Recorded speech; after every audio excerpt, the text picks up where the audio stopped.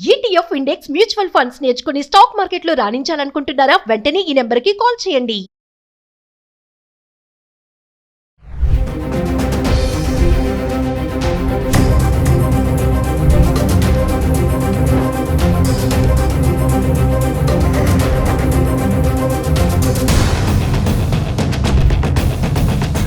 Hello viewers, welcome back to Suman TV. ప్రస్తుతం మనతో పాటు ఉన్నారు 20 ఇయర్స్ నుంచి అమెరికాలో ఉంటున్నటువంటి ఎంఎన్సీ ఎగ్జిక్యూటివ్ వీరభద్ర సార్ గారు. సార్తో మాట్లాడండి. నమస్తే సార్. నమస్తే. సార్, ఇప్పుడు అమెరికాలో ఐటీ జాబ్స్ ఇక కష్టమే అని చెప్పేసి అంటున్నారు. అంటే H1B వీసా ఉన్న వాళ్ళపైన ట్రంప్ ప్రెషర్ చాలానే ఉంది అని ఒక టాక్ అయితే ఉంది. ఒకసారి దాని గురించి. ట్రంప్ ఆఫీస్లోకి వచ్చాక ఇమ్మిగ్రేషన్ మీద ఫోకస్ ఉంటుంది అన్నది అందరికీ తెలిసిన విషయమే. ఆయన క్యాంపెయినింగ్ కూడా అదే చేశాడు. బట్ ఆయన క్యాంపెయినింగ్ మెయిన్గా ఇల్లీగల్ ఇమ్మిగ్రేషన్ మీద ఫోకస్ ఉంది. కానీ అన్ఫార్చునేట్గా ఏంటంటే immigration as a whole as a topic gets the focus. దానివల్ల H1Bకి కానీ F1కి కానీ L1కి కానీ ఇంపాక్ట్ వస్తుంది అన్నది దాంట్లో వాస్తవం లేదు. It's not true. Just media created hype noise అదంతా. That's not true. America as a country needs immigrants, especially H1B ఏరియాలో where we are called skilled labor, specialized or higher end skill ఉన్న labour వాళ్ళకి అవసరం అది. కానీ ఏంటంటే మెల్లిమెల్లిగా over the years situations మారుతున్నాయి. ఎందుకు అంటే ఆల్మోస్ట్ అన్ని కంపెనీస్ కూడా లో ఎండ్ వర్క్ని అవుట్సోర్స్ చేసి ఆఫ్ షోర్ రిసోర్సెస్ తోటి, it may be India, it may be China, Philippines, Russia or any other country where they have low cost resources available to do the low end work, non value added work అనొచ్చు, low end work అనొచ్చు, routine work అనొచ్చు, maintenance work అనొచ్చు, test and quality related work అనొచ్చు. అవన్నీ కూడా అక్కడ లోకల్గా ఒక ఎంప్లాయీకి $65,000-80,000 పర్ ఇయర్ శాలరీ ఇచ్చే బదులు మీకు ఈ అవుట్సోర్స్డ్ కంట్రీస్లో 25,000-30,000కే దొరుకుతారు. ఇవి కూడా మెల్లిమెల్లిగా ఎక్స్పెన్సివ్ అవుతున్నాయి. కాబట్టి they are going to newer destinations. So ఆ అది ఎప్పుడు ఆ ట్రెండ్ కంటిన్యూ అవుతూ వస్తుంది. So more and more low end work is getting outsourced. కాబట్టి మీకు లోకల్గా బిఎస్ని, టెస్టర్స్ని, క్వాలిటీ అష్యూరెన్స్ రిసోర్సెస్ని హైర్ చేయడం అనేది ఉండదు.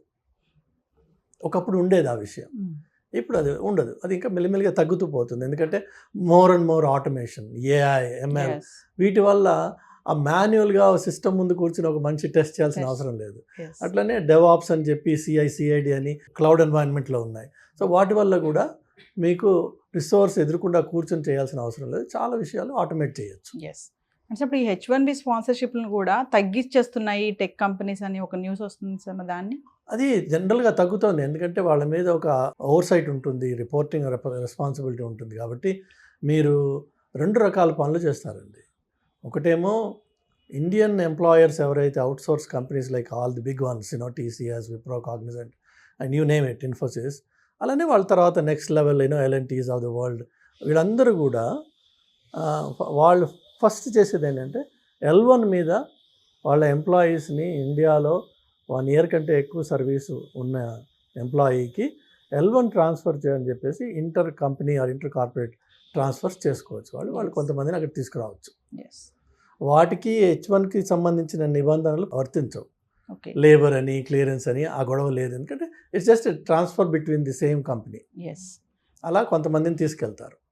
అలా కాకుండా ఇంతకుముందు చాలా భారీ మోతాదులో H1Bలు చేసేవాళ్ళు. TCS use to be the leader in that, Cognizant again leader, Wipro, Infosys. కానీ మెల్లిమెల్లిగా అది తగ్గించేశారు ఇప్పుడు.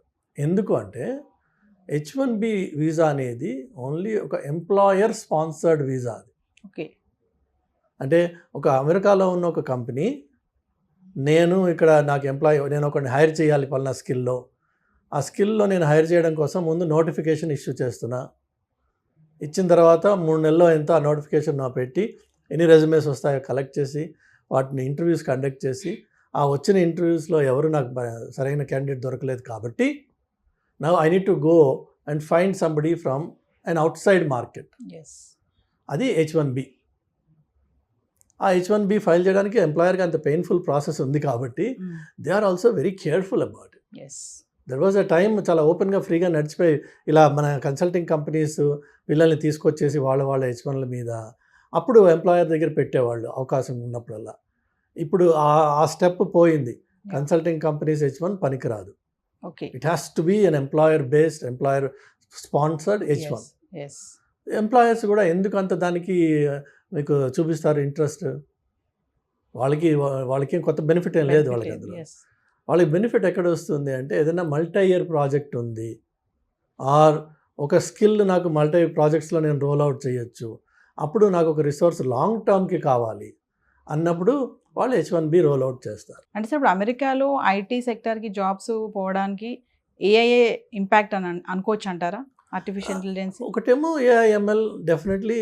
ఇప్పుడు అది యాక్చువల్గా ఇంకొకటి కూడా ఉందమ్మా ఈ ఐటీ ఇండస్ట్రీలో యాజ్ అ డొమైన్. మీరు చూస్తే ప్రతి 3 సంవత్సరాలకి 4 సంవత్సరాలకి ఒక కొత్త బజ్వర్డ్ తీసుకొస్తారు. తీసుకొచ్చి దాని చుట్టూ కొంచెం షేకప్ అవుతూ ఉంటుంది, సొమ్ము చేసుకుంటారు వాళ్ళు. అది కామన్ పరిపాటి. అది మీరు 2000లో Y2K ప్రపంచం ఎండ్ అయిపోతుంది అని చెప్పేసి పెద్ద గొడవ అయింది. 31 డిసెంబర్ 2000 ఏమి కాలేదు. అయ్యో ఇంతేనా అన్నారు. కానీ అప్పుడు బోల్డ్ మంది సొమ్ము చేసుకున్నారు దాన్ని. People encashed on that. Then came different levels. మొదట్లో మాకు క్లయింట్ సర్వర్ అని ఉండేది, తర్వాత 3 tier, తర్వాత అప్లికేషన్ సర్వర్స్ అని వచ్చాయి. అదో పెద్ద భూమి అది ఆ రోజుల్లో. అప్లికేషన్ సర్వర్స్ తర్వాత ERPs అని వచ్చాయి. అది పెద్ద భూమి అది. అసలు people really minted money through ERP phase. ఇప్పటికీ ఉంది ERP తర్వాత మళ్ళీ అట్లా ఒక్కొక్కటి CRM అని, CRM తర్వాత that's going to now change in how we do business in the industry అని. దాని తర్వాత క్లౌడ్, లేటెస్ట్గా buzzword. Then of course data has always been there. Industry IT application ఉంది అంటే డేటా అనేది ఎప్పుడు పుట్టింది అది. కానీ దాన్ని ఆ పుట్టిన డేటాని వీళ్ళు క్యాప్చర్ చేస్తున్న డేటాని అంత ఎఫిషియెంట్గా మేనేజ్ చేయడానికి కానీ, దాంట్లో మసాజ్ చేయడానికి కానీ, దాంట్లోంచి ఇన్సైట్స్ డ్రా చేసేయడానికి కానీ టూల్స్ అప్పట్లో లేవంత. అట్లానే క్లౌడ్ ఎన్వైరన్మెంట్లో మీకున్న అన్లిమిటెడ్ పొటెన్షియల్ ఏదైతే ఉందో దానివల్ల మీరు కొన్ని models that use to take like 30 days in the past probably will take 30 minutes now. Because ఈ క్లౌడ్ మోడల్లో మీకు పే యాజ్ యూ గో అని ఉంటుంది అనమాట. మీరు 30 minutes దాన్ని జాకప్ చేసి you put full power of the cloud in behind it and me model run చేస్తారు, మీ అవుట్పుట్స్ వచ్చేస్తాయి. రైట్? ఒకప్పుడు అలా ఉండేది కాదు. అలా ఎప్పటికప్పుడు ఈ కొత్త బజ్వర్డ్స్, కొత్త ట్రెండ్స్ అనండి, ఇంకోటి ఏదైనా అనండి, ఇదే వస్తుంటాయి.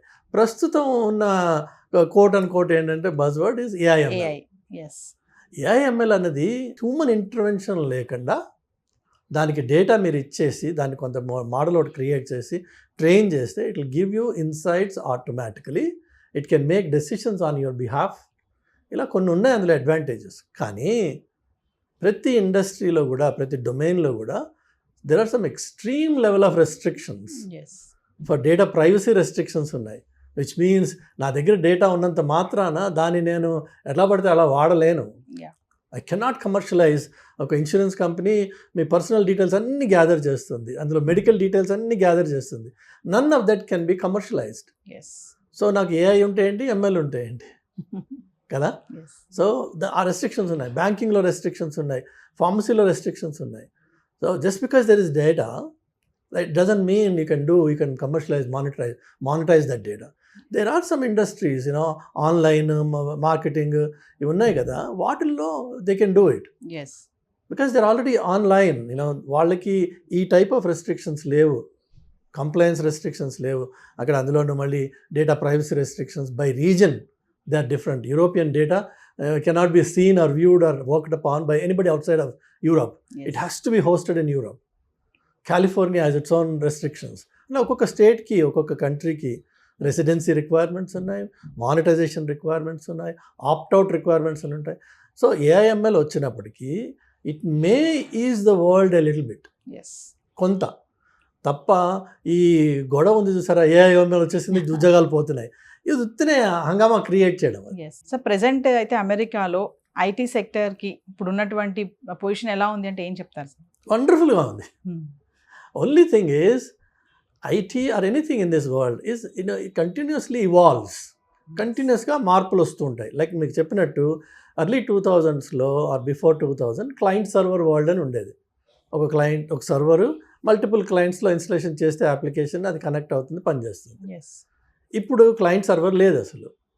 తర్వాత ఇన్ టియర్ అని, 3 tier అని ఇలా ఆర్కిటెక్చర్స్ వచ్చాయి. ఏపీఐస్ అని ఇప్పుడు చేస్తారు, మధ్యలో వెబ్ సర్వీసెస్ అని ఒకటి వచ్చింది. ఇలా రకరకాల విధంగా అప్లికేషన్స్ డెవలప్ చేస్తారు. ఈ అప్లికేషన్స్కి తగ్గట్టుగా లాంగ్వేజెస్ వచ్చాయి, టూల్స్ వచ్చాయి. సో ఒక ఐటీ ప్రొఫెషనల్ చేయాల్సింది ఏంటంటే, ఇన్ఫ్యాక్ట్ నేను మొన్న ఎవరో చూశాను ఒక ఇంటర్వ్యూ, ఒక ఆయన చెప్తున్నాడు, ఐడియల్గా మన ఇండియన్ పిల్లలు కానీ ఎవరైనా సరే ఎప్పుడైతే మీరు అండర్ గ్రాడ్యుయేట్ డిగ్రీ మొదలు పెడతారో ఫస్ట్ ఇయర్ నుంచి ఆస్క్ యువర్ సెల్ఫ్, నాకు ఎందులో ఇంట్రెస్ట్ ఉంది, చక్కటి యూఐ క్రియేట్ చేసి ఫ్రంట్ ఎండ్స్ వెబ్సైట్స్ బ్యూటిఫుల్గా చేయడం నాకు ఇంట్రెస్ట్ ఉందా, దెన్ ఫోకస్ ఆన్ దాట్. దాని స్పెషలైజ్డ్ టూల్స్ ఉన్నాయి, ఎక్స్ట్రీమ్లీ ఎక్స్పెన్సివ్ టూల్స్ ఉన్నాయి వాటికి. అలానే వాటి వెనక కొంత యూజబిలిటీ సైన్స్ ఉంది, అప్రోచ్ ఉంది. సో జస్ట్ బికాజ్ నువ్వు ఒక వెబ్ క్రియేట్ చేసావు కదా అని అది అందంగా ఉంటే సరిపోలా. Is it usable, how quickly can you get a transaction completed, ఇలా కొన్ని ఉన్నాయన్నమాట. సో అది నేర్చుకోండి మీ డిగ్రీ చేసుకుంటూ.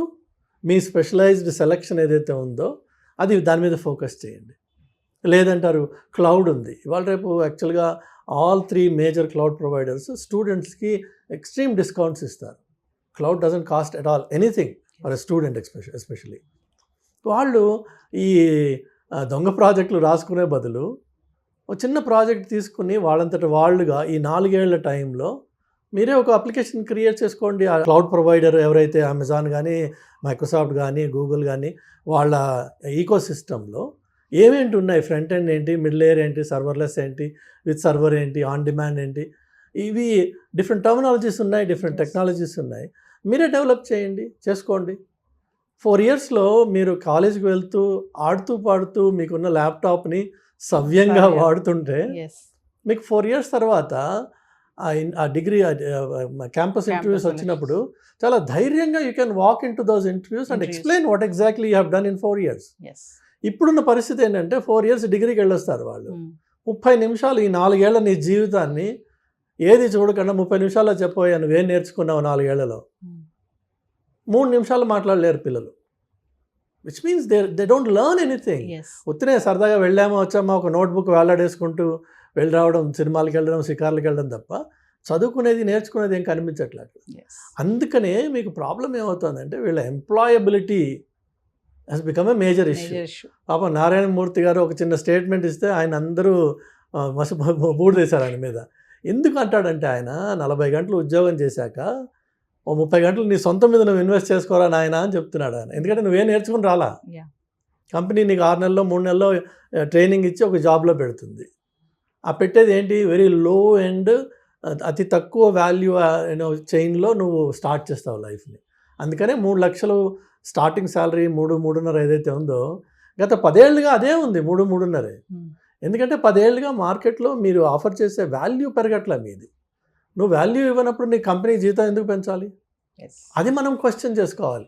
అంతేగాని కొంతమంది అనాలిసిస్ చూశాను నేను, 10 ఏళ్ల క్రితం 3.1 ఉంటే ఇప్పుడు 3.5 ఉంది, కానీ CEO జీతం మాత్రం 80% పెరిగింది, ఏదో ఉంటాయి లెక్కలు. But what is the value you're adding to the table? మీరు వాల్యూ ఇవ్వలేదు, వాడు మీకు జీతం ఇవ్వడు. అలా కాకుండా ఈ 4 ఏళ్ళు చదువుతున్నప్పుడు ఒక్క క్లౌడ్ ఎన్వైరన్మెంట్ని 3 అక్కర్లా, ఒక క్లౌడ్ స్టాక్ ప్రొవైడర్ని మీరు తీసుకుని అందులో ఒక్క అప్లికేషన్ డెవలప్ చేయండి చాలు. ఆ ఒక్క అప్లికేషన్ మీరు సొంతంగా డెవలప్ చేసి, లేదంటే ఒక 2-3 పిల్లలు కలిసి చేసుకుని మీరు దాన్ని ప్రజెంట్ చేసుకోగలిగితే it gives you a different level of confidence. అవతల వినేవాడికి కూడా ముద్దుగా అనిపిస్తుంది. They give you respect that for what you have done. And వాళ్ళు గైడెన్స్ ఇచ్చి చెప్తారు, ఇది కాదు, ఇక్కడ ఇది తప్పు చేసావు, ఇక్కడ తప్పు చేసావు, okay you're on board, you're more than happy to offer your job. Because you know what computer science is all about, you know what application development is all about. ఏమీ లేకుండా నా దగ్గర ఇదిగో కాగితం ఉంది, దానికి అర్థం ఏంటో నాకు తెలియదు, కానీ నాకు జాబ్ ఇవ్వని వెళితే వస్తే వస్తుంది, లేదు. అది ఇండియా అయినా అంతే, అమెరికా అయినా అంతే, సేమ్ సిచ్యువేషన్. సో అమెరికాకు వచ్చే పిల్లలు ఎస్పెషల్లీ ఏంటంటే, నేను చూస్తుంది నా observation, maybe I'm true, I'm right or not, but forgive me if I'm wrong. But observation ఏంటంటే, వీళ్ళు వచ్చిన మొదటి 2-3 సంవత్సరాలు కూడా they live like Indians in America. What I mean by that is, mind మొత్తం ఇండియా మీదే ఉంటుంది. Every idle time WhatsApp, chat, India, సినిమాలు, వాళ్ళ పాలిటిక్స్, వీడియోలు, రీల్స్, ఇదే జీవితం వాళ్ళకి.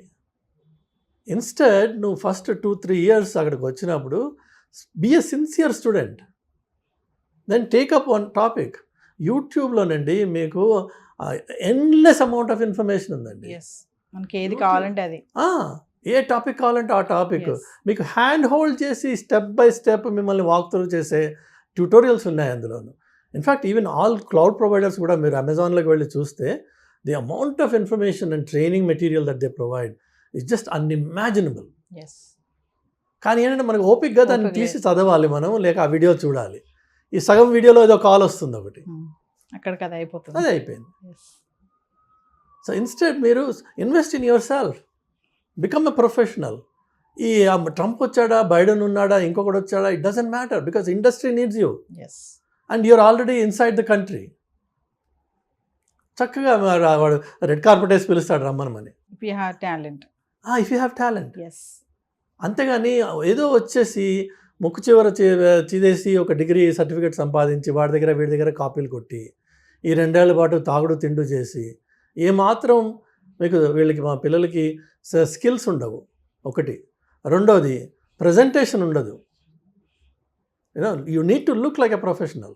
ఒక క్లీన్ షేవ్, తక్కువ జుట్టు, ప్రాపర్ డ్రెస్, అండ్ దెన్ నేను ప్రెస్ ద డ్యామ్ థింగ్స్. బట్టలు ఉత్తుకొని ఇస్త్రీ చేసుకునే ఓపికలు లేవు వీళ్ళకి.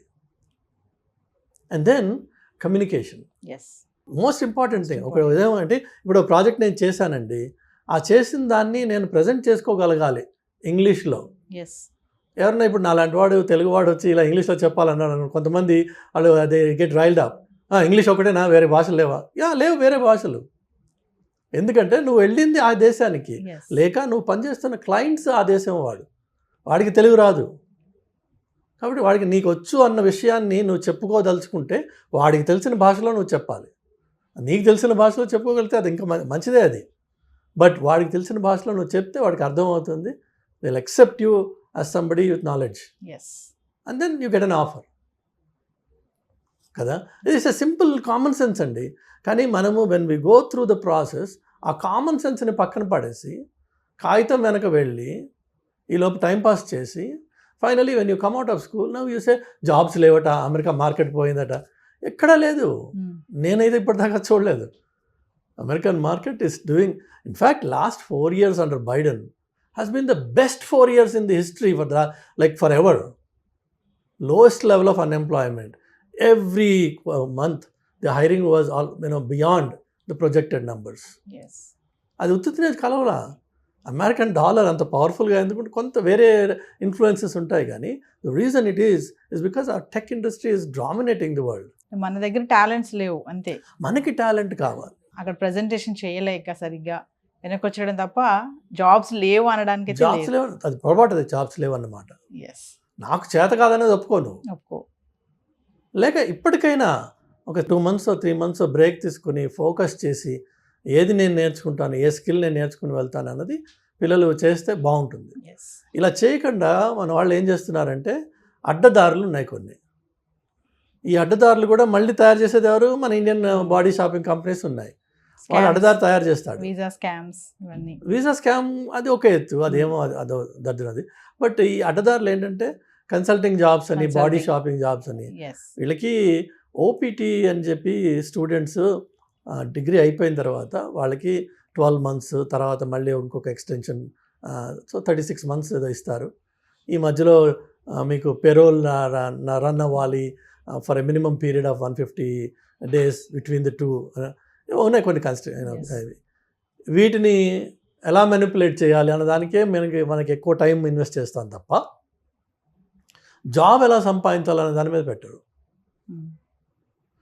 వీళ్ళు ఆ F1 టైంలో ఏంటంటే మన బాడీ షాపింగ్ కంపెనీస్కి వాళ్ళకి ఎందుకు వీళ్ళ మీద ఇంట్రెస్ట్ అంటే ఈ F1 టైం, ఈ ఓపీటీ టైంలో వీళ్ళ మీద పేరోల్ ట్యాక్స్ కట్టక్కర్లా. వాడు 8% 6% ఏదో ట్యాక్స్ ఏదైతే ఉందో అది వాడు కట్టక్కర్లా. కాబట్టి this population is attractive to those guys ఒకటి. రెండోది వీళ్ళకి ఏం సరుకు లేదన్న విషయం వాడికి తెలుసు.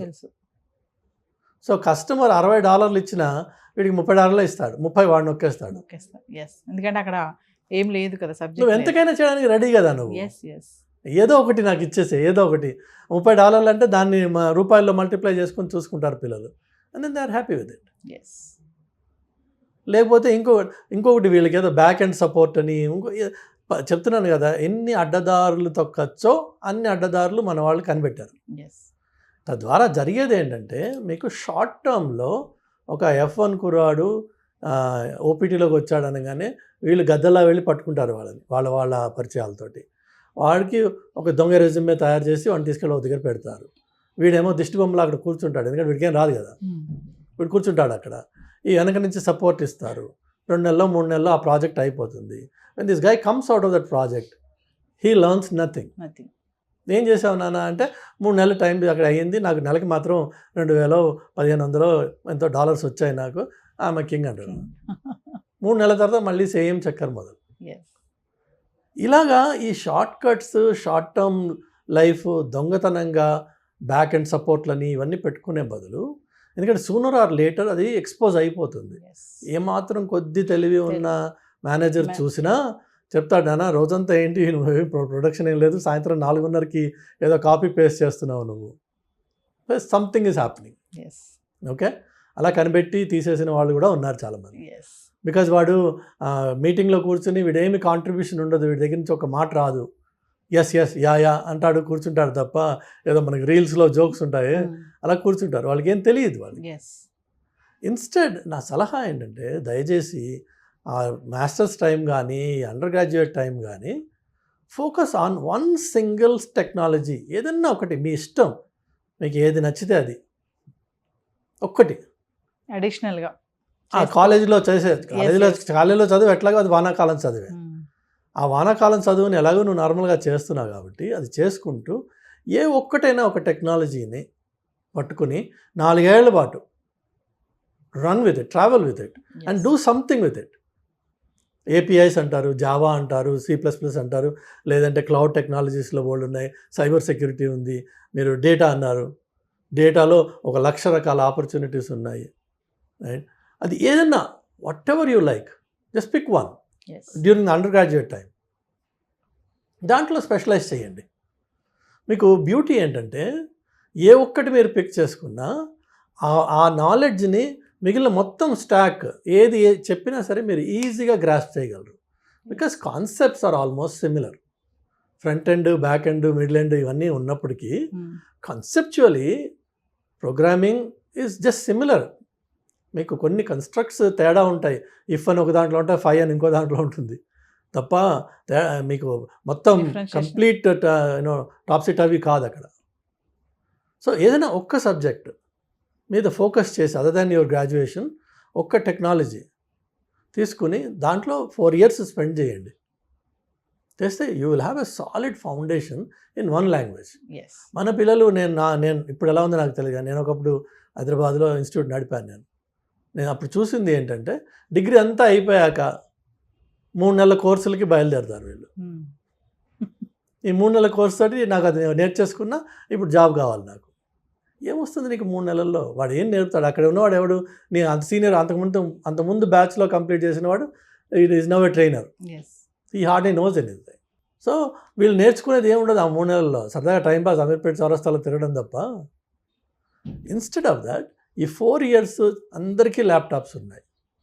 ఒక టెక్నాలజీ, ఒక స్టాక్ ఏదన్నా ఒకటి తీసుకొని స్పెషలైజ్ చేయండి, మీకు బ్రహ్మాండమైన కెరీర్ ఉంటుంది. మీలో ఫస్ట్ ఆఫ్ ఆల్ బ్రహ్మాండమైన కాన్ఫిడెన్స్ ఒకటి వస్తుంది. మీరు అది గుళ్ళకి వెళ్ళి దేవుడికి దండాలు పెట్టుకుని అర్ధరాత్రి నిద్ర పోగొట్టుకోవాల్సిన అవసరం లేదు. దర్జాగా, గర్వంగా, కాన్ఫిడెంట్గా వెళ్ళి ఇంటర్వ్యూ ఫేస్ చేసి ఇంటర్వ్యూతో ఎంగేజ్ చేసి కళ్ళలో కళ్ళు పెట్టి మాట్లాడగలిగిన కెపాసిటీ వస్తుంది, provided you put that effort for 4 years. Thank you.